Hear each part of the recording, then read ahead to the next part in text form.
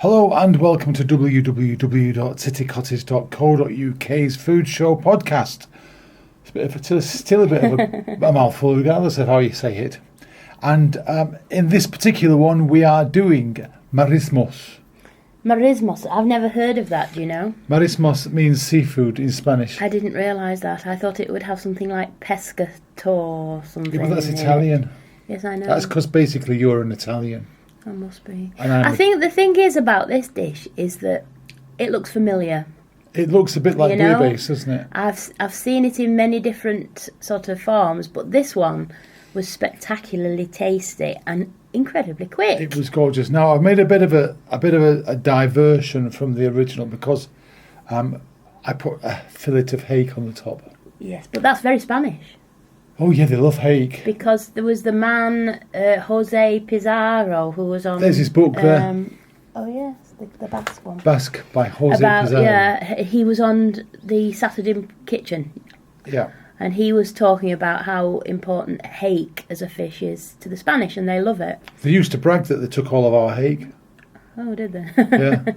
But you can use cod, you can use haddock, you can use plate, you could use any piece of fish you wanted to, isn't it? It's a piece of fish that doesn't fall apart. Yeah. It's got to hold itself together. So plaice won't do then, will it? Because plaice does fall apart. Plaice can fall apart. But I think the thing is that you don't need it if you don't want it. We had it as a substantial meal.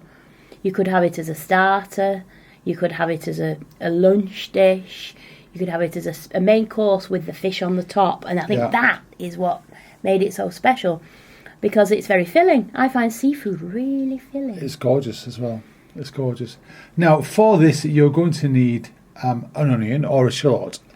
A shallot's best because it's mildish. But you used a spring onion. I used a delicious. Spring onion. Yeah. Did you use one or two? Just the one. Just one. Just the one.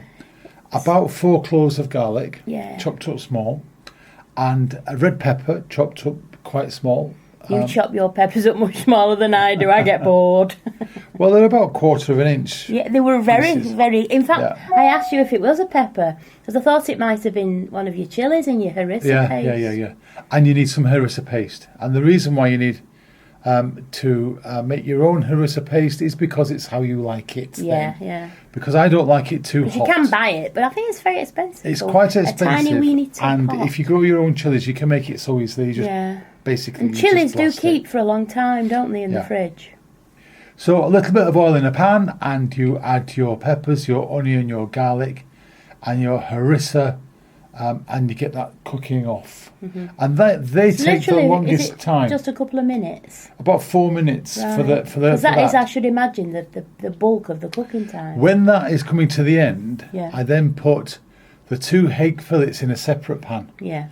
And I had them on a low light. Shallow fry. So don't overcook them. And I just ignored them completely.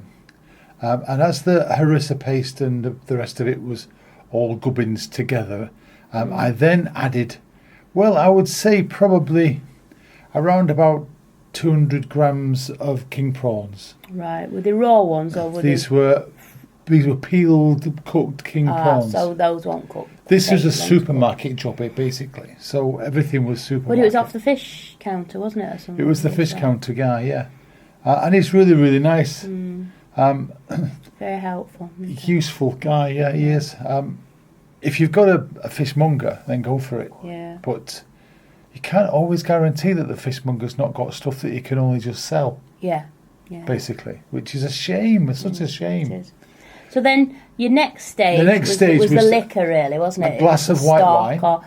Could you use just, say, a fish stock? I could use fish stock. In fact, a lot of the recipes for this ask for fish stock and a bit of sherry. Right, yeah, of course it would if it's a Spanish dish, yeah.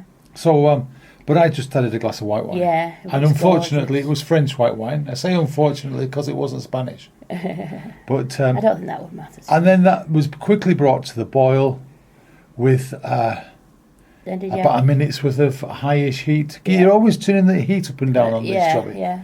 And then in go, I would say about a dozen mussels. What about your calamari? And then the calamari at the same time. Yeah. Because you don't want to overcook your calamari. No, that's what I was just going to say. Your calamari was so tender, man. It was because it's overcooked. You just got to cook it just very quickly, haven't you? Yeah. So that was done, and then finally, I mean, they literally take a minute to open. Yeah. Which is perfect timing, really, because by the time that's happened, your hake is more or less ready. Yeah. So you take that off the heat. I just left it in the pan. Yeah. And were your whole prawns not raw? The whole prawns were cooked as well, so they were easy. With time, yeah, but the only problem with that was that they were cold. Right, and so it cools it down, so you whiz in the heat back up, in it goes. So did you put it on top of all your mussel mixture? I put it on top and then mixed it in. And then you put a lid on that just for a few minutes.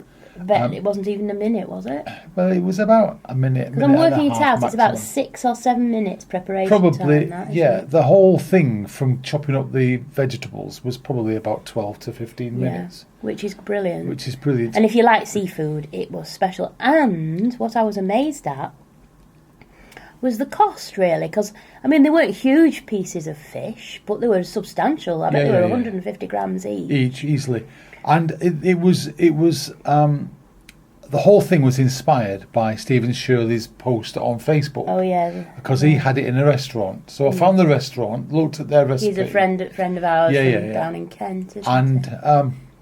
Well, they were being charged 15 quid a jobby. A dish.